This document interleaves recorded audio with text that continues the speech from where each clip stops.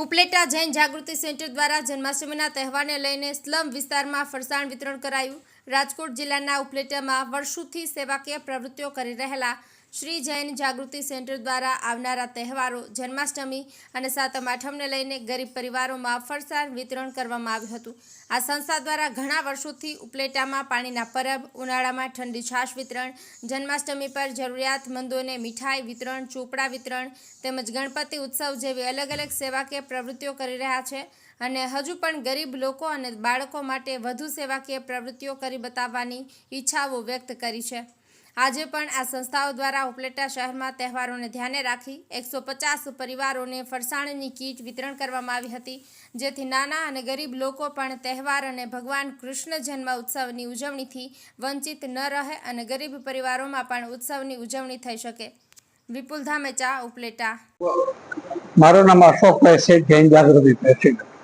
જન્માષ્ટમીના પવિત્ર તહેવારોમાં નિમિત્તે જૈન જાગૃતિ દ્વારા ઉપલેટાની અંદરમાં 150 મીઠાઈની કીટ બનાવેલી, તેમાં ફરસાણ અને લાડવા છે, જે લોકોને અમે દર વર્ષે આપીએ છીએ। આજે 15મા વર્ષની અંદરમાં મંગલપ્રવેશ મીઠાઈ અને ફરસાણ લોકો તહેવારો ઉજવાય અને જન્માષ્ટમીનો પરંપરા જે તહેવાર છે એ નિમિત્તે ખાસ અમે એવું આયોજન કરવામાં આવેલું છે।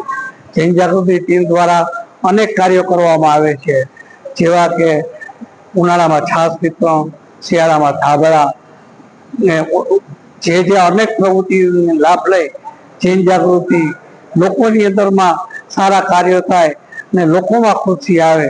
જન્માષ્ટમી ખુશીનો તહેવાર છે। ભગવાન જગન્નાથ બધાને ખૂબ સુખ શાંતિ આપે એવી અમે શુભેચ્છા પાઠવીએ છીએ। અશોકભાઈ સાહેબના જય જય।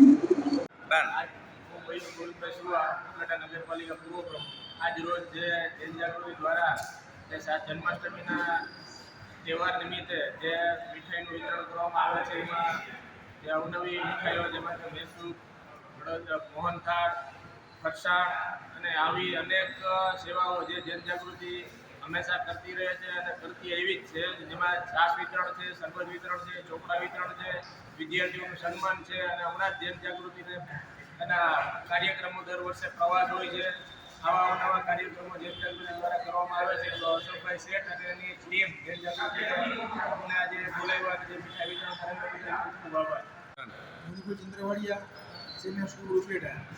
આજ રોજ આપણે જે હિન્દુ ટ્રસ્ટ દ્વારા જે વિના મૂલ્યે મીઠાઈ વિતરણનો કાર્યક્રમ કરવામાં આવેલો છે, તો જે અત્યંત જરૂરિયાત લોકોવાળા જે લોકો જે છે એને વિના મૂલ્યે સારામાં સારી શુદ્ધ રીતમાં બનાવેલી મીઠાઈ, મોહનથાળ, લાડુ, ગાંઠિયા, મેસૂર જેવી મીઠાઈઓ વિના મૂલ્યે લોકોને આપેલી છે।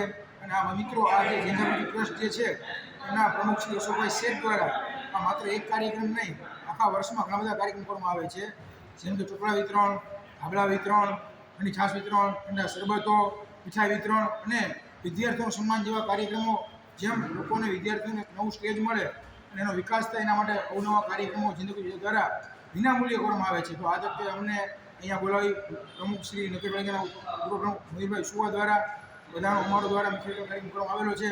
તો આ તકે અમે એમાં પ્રમુખ શ્રી અશોકભાઈ શેઠનો આભાર માનીએ છીએ।